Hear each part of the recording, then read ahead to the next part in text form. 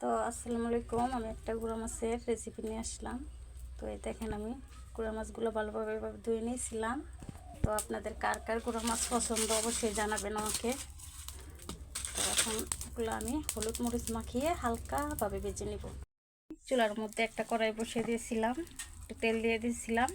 তো তেলটা গরম হয়ে আসছে, তো মাছগুলো এইভাবে আমি দিয়ে দেবো, হালকাভাবে ভেজে নেব। তো এই তো আমার মাছগুলো হয়ে গেছে, এখন আমি এগুলোকে উঠিয়ে নেব। তো এইভাবে সবগুলো মাছ উঠিয়ে নেব। তো এই তো মাছগুলো ভেজে আমি এইভাবে নেমে নিয়েছি। কড়াই বসিয়ে দিয়েছিলাম।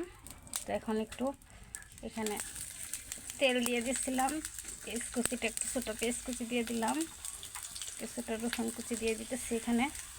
তো এই তো এখন আমি এগুলোকে ভালোভাবে একটু নাড়াচাড়া করে নেব। তো এই তো আমার পেঁয়াজটা ভাজা হয়ে গেছে। তো এখন একটু পানি অ্যাড করে দিয়েছি এখানে। তো এখানে আমি পরিমাণ মতো মরিচের গুঁড়া দিয়ে দিলাম, হলুদের গুঁড়া দিয়ে দিলাম, লবণ দিয়ে দিলাম, তো ধনিয়ার গুঁড়া দিয়ে দিলাম। তো এই তো কিছুটা কাঁচামরিচ এখানে দিয়ে দিলাম।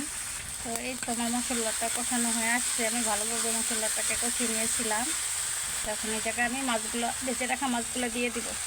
এই তো মাছগুলো আমি দিয়ে দিলাম, দিয়ে আমি আলতো হাতে এটাকে নাড়াচাড়া করে দিব, যেহেতু এটা আমি ভেজে রেখেছিলাম। তো এটাকে আমি হালকাভাবে নাড়াচাড়া করে এখন কিছুটা পানি পরিমাণ মতো অ্যাড করে দেবো। তো এই তো আমার পুরো মাছটা রান্না হয়ে আসছে। তো আমি হালকা ঝোল রাখবো এখানে। একটা ধনিয়া কুচি এখানে দিয়ে দিলাম। তো এই তো আমার গুঁড়া মাছ রান্নাটা শেষ। তো সবাই ভালো থাকবেন, আল্লাহ হাফেজ।